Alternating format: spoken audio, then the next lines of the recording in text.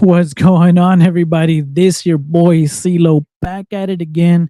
We're gonna run a UFC 4 fight. Haven't been playing this game too much. Got caught up in the UFC 5 beta, and I can honestly tell you, I love that game. I don't care what anybody else says. I freaking love that game.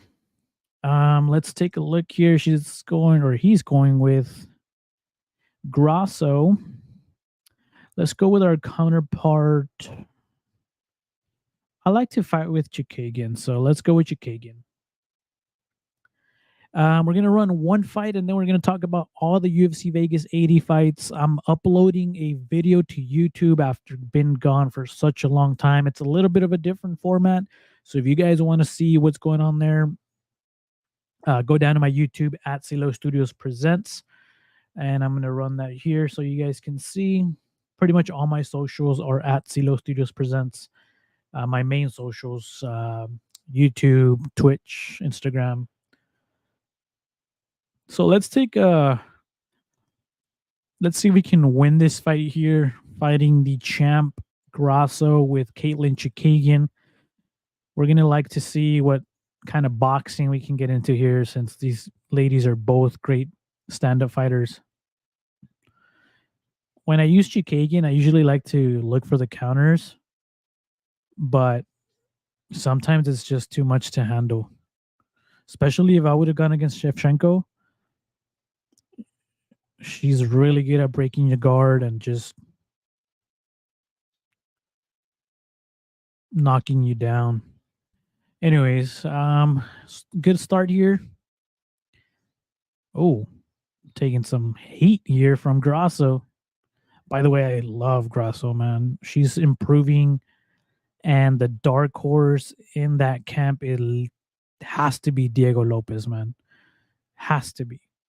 If you saw the way that Lupi implemented the ground game now that she's training with them at Guadalajara, and the way that Grasso has improved her game as well, her ground game with Diego Lopez in the corner. Okay, I need to stop doing that. Um, amazing to see, and a very good thing to see out of these fighters. Every time they come out and fight, you see some improvement, or you can at least see what they've been working on in camp. And that just goes to show how big the leaps and balances are between fights. Kind of like Volk did with his grappling, didn't get submitted by Makachev when most lightweights would have been submitted in that fourth round, when he had like almost 4 minutes of control time. Whoa. Can we play the long game here? Do we want to play the long game here?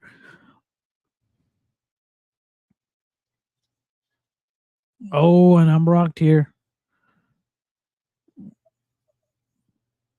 Just stay calm against the pressure. Now we rock her. That's the key to the game. Again, haven't really been playing UFC 4 as much. I really like the UFC 5 beta, so I can't wait to get the full game in just a couple of weeks here. I know a lot of people are saying, well, it wasn't that great, not much improvements, this sucked. Man, the way I like to look at it, growing up when I was a kid, all I used to play was FIFA or Madden. FIFA, Madden every single year. Spending back then $59.99 to buy that game, and essentially it was the same thing every year. Just different rosters, different players in the teams. But I understand that UFC 4 has been out for so long now, so many years, and you're expecting a huge, I guess, gap between UFC 4 and UFC 5. But it's going to be one of those things where not what can you really improve on? I know the mechanics you're never going to satisfy anybody as far as ground game, striking goes. You're never going to satisfy anybody because there's different different styles that people like to play with. I know that open cut feature in UFC 5 was one of my favorite ones because I like to say that I'm really good with my jab or with my 1-2s, and that really helped me in that game. I believe I got up to like 102 wins in UFC 5 before they closed it. But the controls are definitely different. Like to throw an overhand right, to throw hooks, throw uppercut, takedowns are different. Maybe not the oh, I can knock her down here. Strikes are so even, but my advantage is on the body shots. Anyways, yeah, so the UFC 5 game was good. Again, once that game comes out, I'm going to be streaming way more on here. I don't really want to lose or play this game much. That way, I'm more excited for UFC 5 coming out. But I like to play this game just because. Whoa.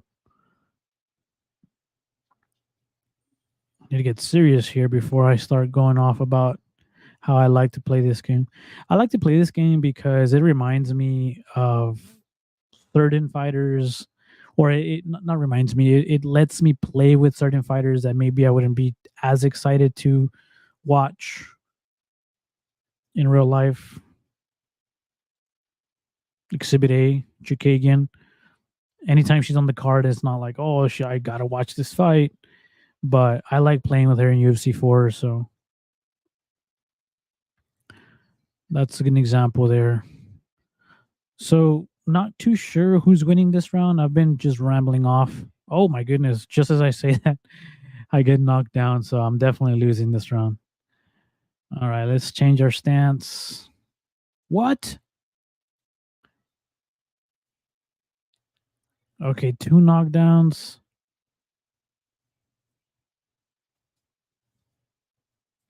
I need to target that body ASAP. But I feel like she knows, or he knows, whatever awesome dude knows that I'm going to be targeting that body, so he's going to just start countering with overhand rights.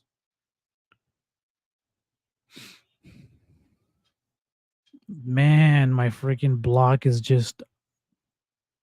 I have no more block here.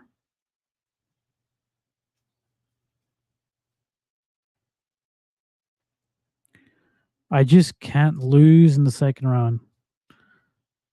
I mean, come on, any strike at this point is just dropping me.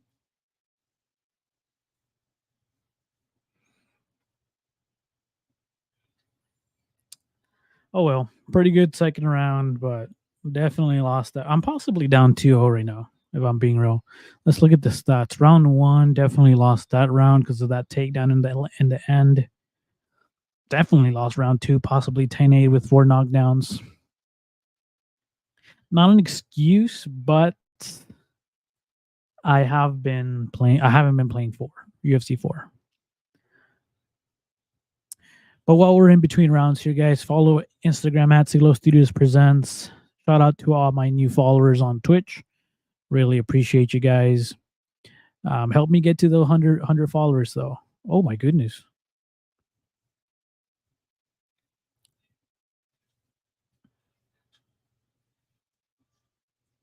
Can we do something? Possibly not. Our guard is completely broken. And he's about to hit me with that 1-2 head kick.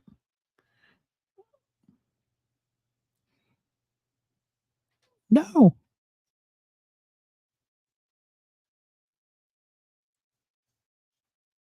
Yeah, I didn't want to be on the ground either, but anyways, looks like we're going to end up losing this fight. So we're going to talk about UFC Vegas 80 right after this.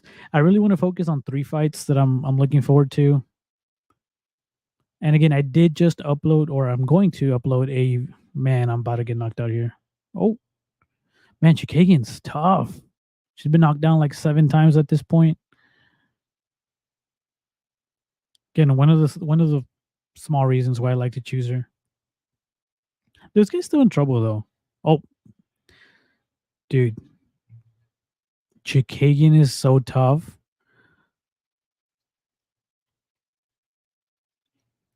Yeah, it was about time. It was just a matter of time. And he gets me with some last 1-2s on there. That was pretty cool. Pretty good fight. Awesome, dude. You're definitely a good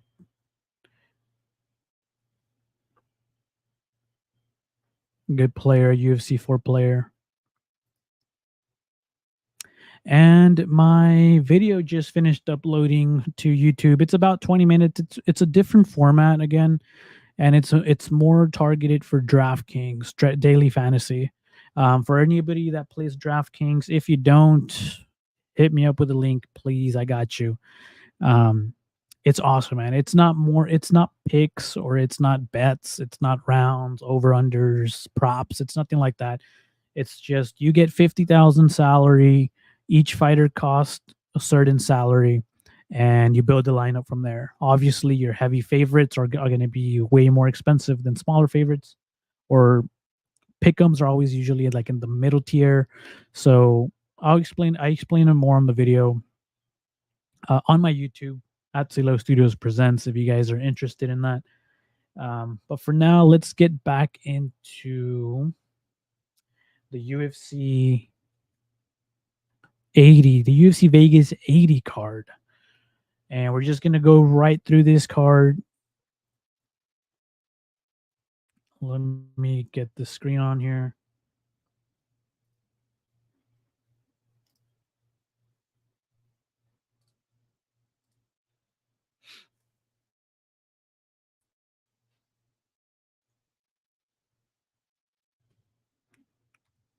I really hate all these ads on there on Typology. Fight card if they're not having a UFC event. Oh no, why did I click on that? Anyways, 11 fights, one cancellation. I'm okay with it. There's always cancellations on the card, so as long as it's not either the main event, co-main event, or anything on the main card, I'm always good with that. But first fight, we're going to talk about Montana De La Rosa and JJ Aldrich, the curtain jerker here. A pick'em fight. Montana De La Rosa opened as an underdog. I can tell you that I liked her a lot as an underdog. Right now, not as much, just because I don't know where she's at mentally, because she is coming off 2 losses, tough losses against top competition. And the reason why I say top competition, she lost to Macy Barber, which she's on the tear right now. She's looking great. She just looks vicious. She looks hungry again. She looks good. Tatiana Suarez, no shame in that loss. I don't see anybody beating Tatiana Suarez other than possibly that we'll get to that fight when we get there. JJ Aldrich, not as impressive as people thought she could have been, if that makes sense. Um, she's been a heavy favorite in her past fights.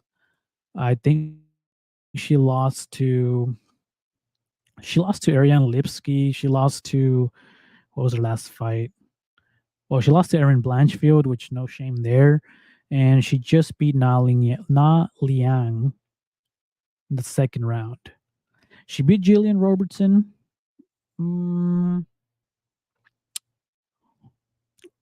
Was it the same Jillian Robertson that we wanted to see, or that we're seeing now? Possibly. Doesn't do much for me there, to be honest. But back in 2021, she beat Courtney Casey. She lost to Sabina Masso, which you're losing to Sabina Masso, your ceiling can't be as high. Um, Anyways, we'll go back to the last 3 fights for each fighter. And again, she beat Na Liang. Maybe that got her confidence a little bit back, because JJ Aldrich, again, she looked like a prospect. She looked like she could be something in a division. But not sure. Again, losing to Ariane Lipsky, and I believe she was a heavy favorite there. That taste hasn't left in my mouth, if that makes sense. Um, but Montana De La Rosa, if we look at her last three fights, again, the last two fights were losses to high level competition. Again, she lost to Tatiana Suarez, no shame there.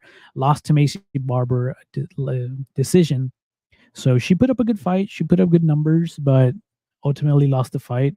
And then she beat Ariane Lipsky, the fighter that beat JJ Aldrich. So MMA math doesn't work, but I don't know. Could be something. She did go to a decision with Mayra Bueno Silva on some things. Those, if you know, you know. She lost to Vivia Araujo by decision. So she's fought pretty high level competition. I was really high on her coming out of Tough. I really liked her. I really liked her story. I really thought she could be something, but she's not out yet. She's reaching 28 years old. Record's not as great as you would like to see, but this is women's MMA, right? We can't, definitely not going to see any undefeated fighter. And she's riding on a two loss streak here. Is her back up against the wall? Is her mentality back in there? Is she eager to get that win against JJ Aldrich, who is very, very beatable? Mainly loses by decision. She holds her own on the grappling. Montana, it's one of those fights. It's a pick 'em now, and whoever gets the win is going to have the most control time. These two fighters look for that control time, look for position over submission, if you will. Not so much on the JJ Aldrich side, but on the Montana De La Rosa side. Strikes are not always there, but since Montana De La Rosa is a slightly bigger fighter, and I feel like she'll be the bigger frame fighter by fight time, I need to go with Montana De La Rosa here. JJ Aldrich is just so untrustworthy. Again, losing to Ariane Lipsky as a decent favorite really left me with a bad taste in my mouth. Not that I had any action on it or anything like that, but it was concerning to say the least. Again, some things happen when you have an injury, you have a personal issues, not as a good training camp. Sometimes you're just not there, but it's just I can't back a fighter that has looked mediocre when being that much of a favorite. And I think that's the reason why this is a pickup. Because you don't know what JJ Aldrich you're gonna get. But giving Montana De La Rosa here, I just comparing them from the last three fights. I know a lot of people go way back um into the last couple 10 fights, or they'll go back to way fights from way back in the day. Again, doesn't do much for me to look back way too much back into the day, but the last three fights would do. Give me Montana De La Rosa at near even odds, coming as being a dog. I like Montana De La Rosa. Again, I had high expectations for her coming out of Tough, but oh well, fighters are gonna fight. Let's go back to the main card, or the main. Let's just click on here. So again, we were going to talk about three fights here. We're not going to keep this stream so long, just because I do have some things to do, and I was working on the YouTube video, so I just ended up having to prolong this stream here. But I really like this other fight here. Well, should we just get to the main or the co-main event? I want to see if we can talk about one more. So let's highlight them. Let's highlight them, right? That we don't go deep into the whole Montana De Rosa JJ Aldrich breakdown. Johnny Munoz, Ari Killing. Give me Johnny Munoz. Give me Johnny Munoz. It should be. It's one. I believe this is a pick 'em fight as well. Yeah, this is a pick 'em fight as well. Mongolian Murder. I love the name, but just Johnny Munoz. He should be. I just feel like he should be a heavier favorite. Let's take a look at Johnny Munoz's last three fights. Coming off a decision, lost to Santos, beat up Ludovic Cholignan, lost to Tony Gravely. I mean, his losses have came to pretty pretty decent, high fight IQ guys, except for Daniel Santos. But and Aurikulang has a lot of fights. Usually wins by either KO or decision. Lost to Ayman Zahabi viciously in the first round. Beat Jay Perrin, doesn't do much for me there. Beat Cameron Els. Lost to Cody Durden. Lost to Jeff Molina. Yeah, give me Johnny Munoz in this all day. I'm sorry, Mongolian Murder. I love your nickname, but yeah, give me Johnny Munoz all day there. Um, Kanako Murata and Vanessa Demopoulos. I feel like the UFC really wants Vanessa Demopoulos to get going here. I do believe she's a super dog, plus 240. I mean, at 35 years old, she's excellent on social media. If you guys don't follow her, follow her. But I just don't see her winning this fight. And I'm not going to talk about that fight. That moving on. Mateus Mendoza. Nate Maness is a big dog. I like Nate Maness in this matchup, but Mateus is just a killer, man. 10-1 and has won 3. So out of his 10 fights, he's won by TKO 3 times, submission 3. So this guy can do it all, man. And his last loss was to the Javid Basharat brother. So, and that was in the UFC, first fight in the UFC. Won the Contender Series. I don't know, man. I like Menes in this spot here. You could say his age is like not in on his side, but he did lose to Tagir Ulambekov, which is really good fighter. He did lose to Umar Nurmagomedov, but I mean, who doesn't lose to him? Beat Tony Gravely, beat Luke Sanders, beat Johnny Munoz. I mean, I don't know, man. At plus, what is it? Plus two something, 240, 250? Plus 220.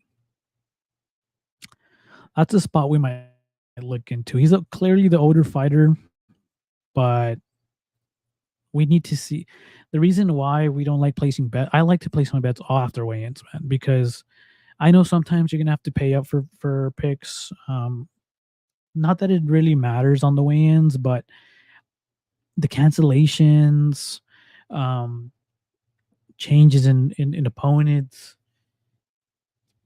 If excuse me, if fighters have a bad weight cut, man, I drank a protein shake earlier, and I went to Smoothie King, and they gave me some.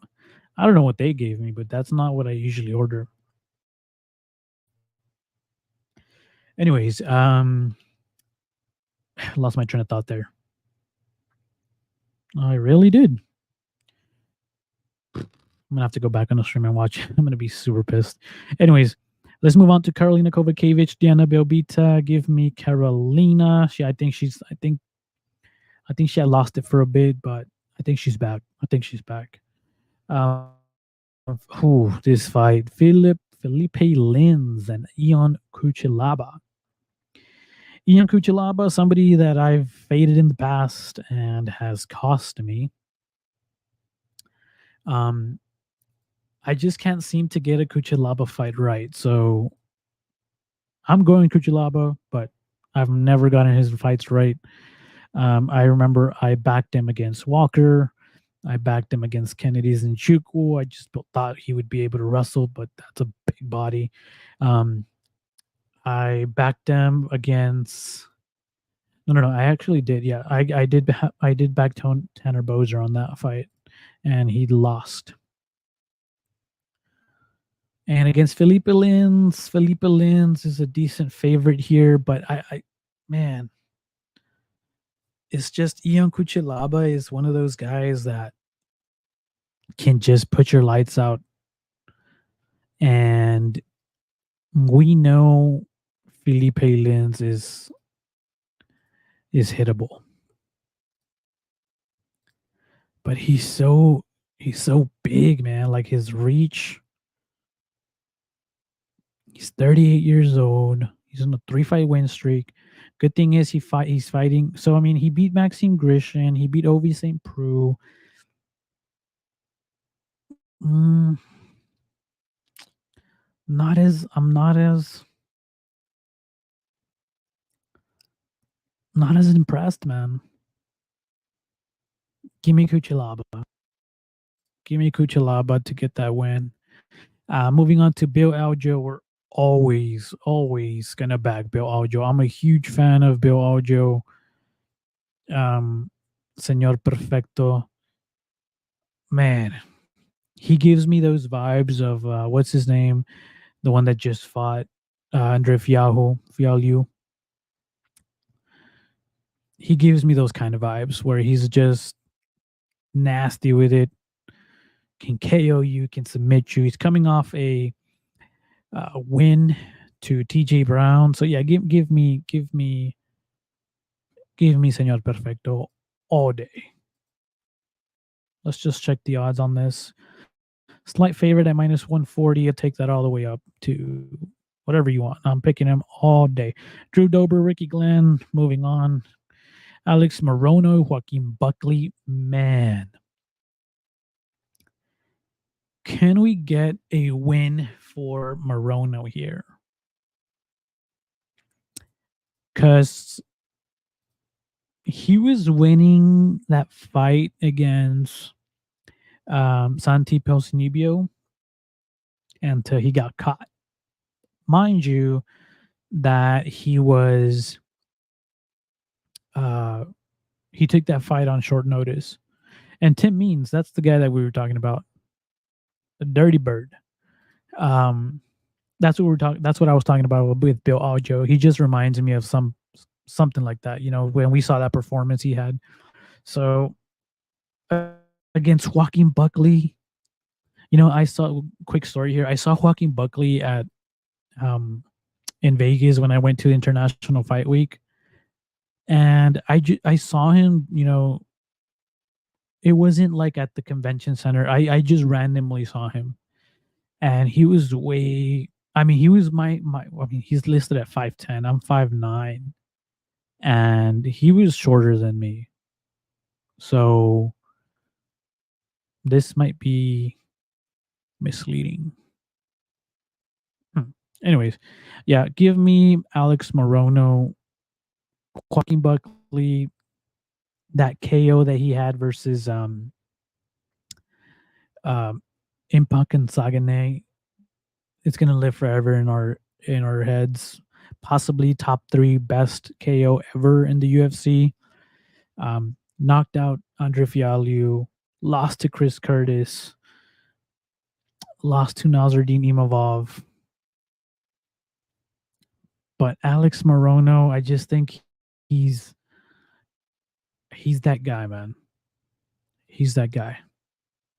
Give me Alex Morono. I love watching that guy fight. And moving on to co-main event, possibly one of the most. I really want to see Joe Pyfer just raise his hands one more time. I really like Joe Pyfer, man. And Abdul Razak Al Hassan, I'm sorry, bro, but you're gonna get laid out unless Joe Pyfer decides to take the route of that what's his name, that um Joaquin Buckley took, where he kind of wanted to wear on um Abdul Razak Al Hassan, where he wanted to take him into the deep waters. I mean, Al Hassan answered the bell there, though. In the third round, you know, he looked pretty good. But of his wins, he's always winning by KO, TKO. But he does have that loss to Joaquin Buckley by decision. Maybe Pfeiffer wants to, get him to the deeper waters and drown him in the third round. But we all know Joe Pfeiffer got them hands, taking another body bags. Give me Joe Pfeiffer. I mean, at this point, he's probably like minus 400. If not, he should be minus 380. Yeah, Joe Pfeiffer. Give me Joe Pfeiffer again. But the KO prop there would be a little. That'd be the safe thing to do. It's probably juiced on the favorite side, but give me Joe Pfeiffer. And the main event here. This is going to be a good one, and I love talking about Grant Dawson. You get a haircut. I love talking about Grant Dawson. Why? Because he's passed every test they put in front of him. And by test, I mean he was tested versus, well, since moving to the lightweight division, right? He was tested against Jared Gordon. Jared Gordon, I believe he was about like a minus 180, minus 200 favorite against Gordon. But Jared Gordon was or is a veteran of the sport. So he ended up getting that rear naked choke. He ended up controlling Gordon. He ended up just completely dominating him. And then they put him up against Mark Madsen, which is a very, very good wrestler, very good grappler. And again, minus 200 favorite, I believe, against Mark Madsen. And he just proved he was better than Madsen. Just completely disregarded Mark Madsen's wrestling base, grappling skills, and just mauled him, and ended up getting the rear naked choke in the round 3. And then against Damir Uzmagulov, 24-2 at the time, he was a pick'em here, and I think they wanted to see if the striking matched or at least increased from match to match. But it was the same thing. Grant Dawson, take it to the ground, rack up control time, not much significant strikes, but take down here, take down there, putting points in the bag, and ended up getting the unanimous decision win. And now he comes up to Bobby Green. Bobby Green is a wrestler first, according to him. Wrestled in high school, was ended up being really good, fell in love with fighting, and now is more of a scrapper, I would say, freestyle fighter. Likes to use his head movement, likes to use his jab. Hands are slick. Grant Dawson has shown um, he's hittable. Never really seen him knocked out. I believe like the last or the one loss he has is a TKO, but not. It was a loss to elbows in round 1. But you have to go way back to like 2015, 2016. But Bobby Green showed to the world that he can do what people thought was the unthinkable or the undoable, and that is to submit Tony Ferguson. He ended up submitting Tony Ferguson, um, something that Charles Oliveira couldn't do to Tony Ferguson after that really nasty armbar. But Bobby Green got it done. He lost to Drew Dober, got chinned there. I don't think he needs to worry about that from Grant Dawson, but his losses have come to Islam Makhachev, Rafael Fiziev, Thiago Moises, back when Thiago Moises was Thiago Moises. So, again, another test for Tony or for Grant Dawson here. But I just don't see a way Bobby Green wins this. Grant Dawson's a dog. He got that dog in him. He got that cardio. He knows what he's good at. He trains with a good team at American Top Team. He knows what he wants to do. He knows what his forte is. He doesn't have an 11 fight win streak for no reason. Big body for the lightweight division. So give me Give me Mr. Grant Dawson here all day. Bobby King Green, I love watching him fight, but I think his time here is done unless he fights lower level competition in the lightweight division. He is 37 years old, but he's been fighting a lot, so that activity could be detrimental for him. We'll find out.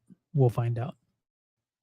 But again, really nice card overall. We get UFC back, 11 bouts. Again, we did have that cancellation that got rescheduled, or at least Chris Gutierrez got rescheduled. But show some love to the stream, show some love to the YouTube channel. Again, I uploaded a video on YouTube. Follow my Instagram at CeeLo Studios Presents. If you guys want to see more streams like this, again, comment down below if you're on YouTube, Twitter. My Twitter handles is slightly different because of the one that I wanted wasn't there. But again, hit me up on any other social. If you guys want to jump on a stream with me or talk about fights here, I'm more than happy to do that with you guys if you do wish to do so. But again, UFC Vegas 80, it's going to be a good fight. We have fights back. Follow my YouTube or subscribe to my YouTube, follow my Instagram, follow on Twitch, and we'll see you on the next one. Peace.